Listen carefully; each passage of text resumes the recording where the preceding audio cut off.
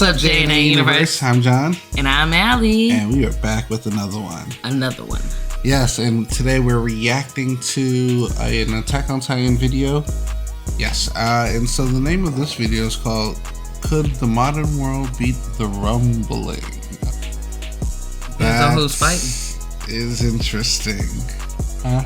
Depends on who's fighting. I mean, okay, we just finished Attack on Titan series. Yay. Right? And I don't know, like in that world, there was still a bit of modernism, right? Like there was a lot that was, but still, they still felt like they're behind us by it, like in the real world. Like they are, because they have a flying boat. Oh yeah, the flying boats. So we most definitely have, military. I'm interested to kind of understand the story here and where this is going. So, this guy, it's his YouTube channels, I think it's Zenith and anime something or whatever. We'll give you something here below. But we're interested to see, we've heard about it, and so we kind of just want to dive in and see what this is all about. Let's see. Let's get some info. All right, see you on the inside. Attack on Titan just came back, and even if it was just for a week, it kinda got me thinking. The Rumbling is one of the wildest apocalyptic events in fiction. 100%. A massive army of skinless giants just go for a walk, resulting in the end of all life wherever they go. But the funny thing about fictional ends of the world is most people look at them and like to think about what they would do. Unfortunately, this isn't your average zombie movie or show where you can imagine yourself as a hardened badass against the world. You'll just die in the Rumbling. But it does make for an interesting question. What if the Rumbling happened in real life? Bruh. Obviously, the world of AOT with its less advanced technology could do nothing through its sheer military power. But that might not be the case for us. Obviously, we as individuals can't really do anything, but the world's militaries might be a different story. That's But exactly before what I'm getting saying. into what we could do, we have to go into just how deadly the Rumbling actually is. There we go. Just a single wall titan is already a problem, standing at around 50 meters in height, since that's about how tall the walls they made up are. And they've got the physical brawn to back that up, effortlessly crushing any structures in their path. That's They also crazy. have the defensive capabilities to walk off heavy artillery fire. This isn't even to mention their unnatural speed given their size. They were easily moving faster than the people running away from them, and were also stated to move faster than a galloping horse. That's This crazy. is with Hanji estimating that they could get 600 kilometers inland within half a day. A domesticated horse on average can run over 48 kilometers per hour. And if we assume Hanji is referring to a full day-night cycle, then that would put the Wall Titans at around 50 kilometers per hour, bare crazy. minimum for their walking speed. That isn't even to mention just how many of them there are. We never get an exact number or even a great estimate, but we do have King Fritz being quoted as saying there are tens of millions.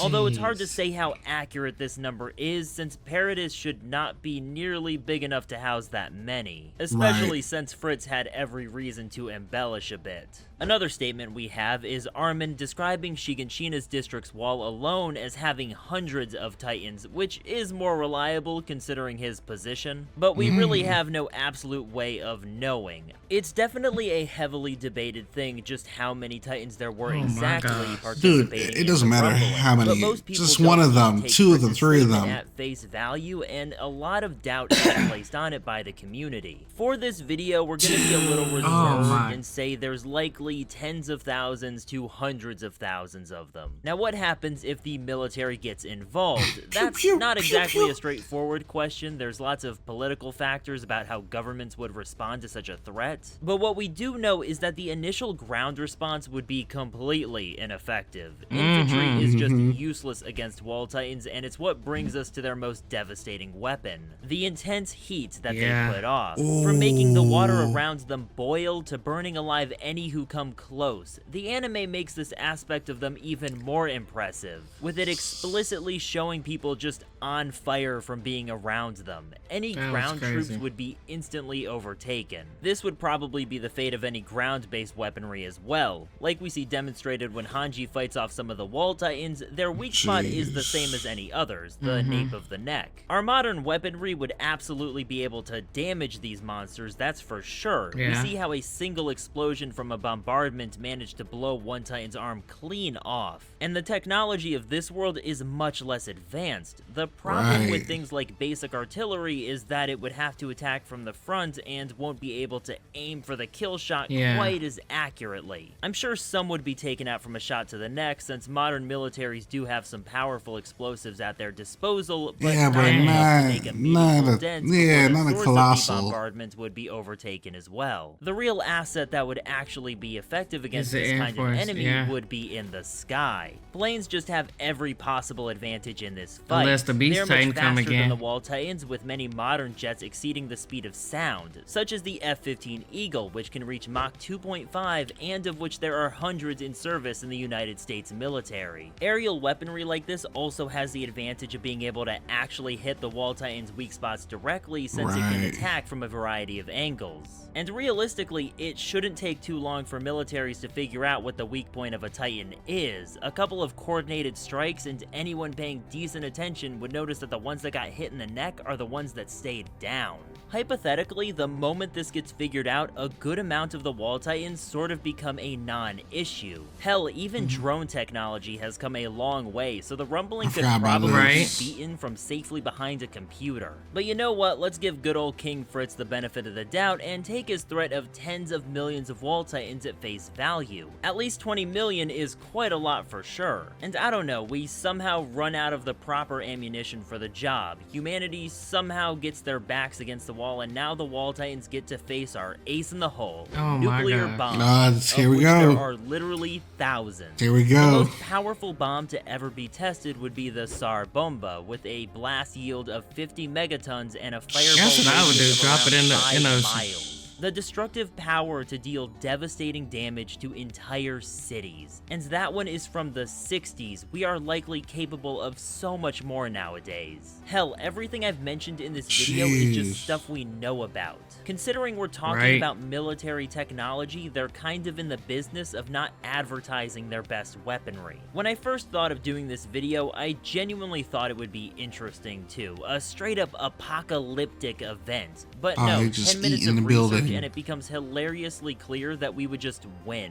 If the rumbling happened in real life in our modern world, it would probably not even last a day, and our most devastating weapons would stay shelved collecting dust. Now, it should be clarified that for the topic of this video, I am talking about the conventional rumbling, the massive army of Wall Titans walking around. The rumbling we see at the end of the series is a little special, with Eren joining the fray with Founding Titan powers in full force. And the Founding Titan is stupid powerful. I'm eventually going to make a full video on just how dumb strong she is, but Ymir is basically a higher dimensional being. A being that exists beyond death with the ability to simply produce titans from nothing. Not to mention absolute control over all titans on a physiological level. The idea that we could potentially do something about that is laughable. But like, a normal rumbling would really be nothing to us, and there's really not much else that can be said. Anyway, I hope you all enjoyed the video or found it interesting. The rumbling is one of the more creative end-of-the-world concepts that I've seen in fiction, so it was fun to break this down. I'd appreciate it if you could like, comment, and subscribe, and you know what? Let me know what your favorite fictional apocalypse is, because there's some pretty creative ones out there. In the meantime, I hope you all have a great day, and take care.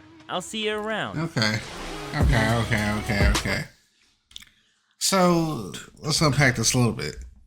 I think he was right. I think if it was a normal, regular rumbling, our military with ease would take it out. Now, let them be some colossal... But not the ground folks, though. Like, no, not the ground troops, folks. No, they're not doing anything. It's Air Force. You have to go Air Force. And even the Navy can't even really be out there, because the Navy, that's a possibility unless you just come in the water, just nuking the water. But I think for regular Colossal Titans, it works. Now, let them have had some abnormal Colossals that was running and doing extra stuff and you gotta and jumping out of nowhere and as tall as they are, like they're already 50 meters. Just imagine one of the Colossals just moving or even just remotely running like a little bit faster. Intelligent, like like Ani. Armin. I mean, but Armin still moves slow. He's smart because he's a person. But you saw that when he was fighting, they were moving pretty quick. Yeah, his arm went like. Yeah, and imagine if okay, so yes, these are like brain dead colossal titans just aimlessly marching, but all of them have like, what if they're all the nuke level, like Armin? They just set it off. That's crazy. Different. That would be crazy. That would be. I don't think we win in that circumstance, and I don't think we can really call it a win if we decided to start nuking. Yeah. If everybody was like, "Let's just nuke everything," we lose in that scenario. Well, it depends on where you nuke. We lose. Not necessarily, because when they were swimming through the ocean, if we had no military out there, you nuked the ocean. I feel like that's. Maybe, but the blowback and the drawback from all the radioactive material in the water, the air, atmosphere, how long does it take for that to dissipate? Like, we don't really win in that scenario. Like, I feel like we do win because we didn't all get stepped on. We can certainly kill some colossals. All get stepped on. You may have to live with a little bit of radiation. Live with a little bit of radiation? It's either that or get stepped on like a fly. I guess they're radiating too, like the amount of heat that's coming off of them. And yes, you're turning, literally as you're passing by them, you're turning into fire. Yeah, so you're caught on fire. The scariest part of the specials when we were watching them is the notion of thinking like, wait a minute, it feels like this could happen in real life, and what would we do? What could we do? I mean, us as regular humans, we couldn't do anything. Absolutely nothing. Absolutely nothing. I'm trying to think, like, how would I even get away? I would try and go to an army base and tell them to put me in one of them jetters and flying planes. But there's nothing. I don't know how to fly, but that's... Even if you think of the world's fastest vehicles and things like that, if the road is packed, where are you going? And you know, traffic out here is dumb. It's dumb. For no reason. So, like... Because everybody drives like they don't know how to drive. Yeah, so, like, I don't see it happening. So, like, and especially if the rumbling came I wonder if you had a bunker. Unannounced. What if you had a bunker? I mean, I don't know. I mean, they're walking above ground. They are walking above ground. We didn't see anybody go below. So, I mean, I guess a bunker is the way to go. Maybe a bunker is the way to go. Everybody's dead but you. In your bunker. And at least if you have a bunker with 10 years worth of supplies. Maybe you live to breathe another day, I guess. At that point, you just have to, have a couple people come down there. You gotta... I'm not going to get into what I'm going to say. We're going to have to see. I don't know. I'm just saying, a bunker. If quite a few people had bunkers, I don't know. Yeah. That's the only way I see surviving. You're underground or you're military. Yeah. Yeah, but Air Force would definitely have to come through heavy. Mm-hmm. They would have to do everything as possible. Maybe that's the way. Yeah, I'm pretty good at video games. I can fly a drone. I'm sure I could. One of those remote drones. And that would be my contribution. Like, let me just show me the buttons. Let me know which one I gotta press. Everybody flying a drone. I would bring them a snack. Well, and give them water as they're flying. Just here you go. Fly the drone. We all have a lane to be in. That's all I got. That's all I say. I don't know. What do you guys think? Tell us in the comments. If this were rumbling were to happen today in our time, how would you get away? Would you get away? What was? Do you have a bunker? Right. Do you have a bunker? Part. That's a real question. Do you?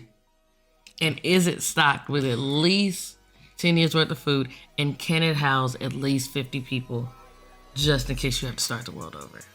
Yeah, just saying. If you don't have that, then no. There's no chance. It's time to go build. It's time to go build bunkers. On that note. Thank you guys so much for tuning in with us. Please don't forget to like, comment, and subscribe. Also, our Patreon is open and running, as well as our Discord. So until the next video,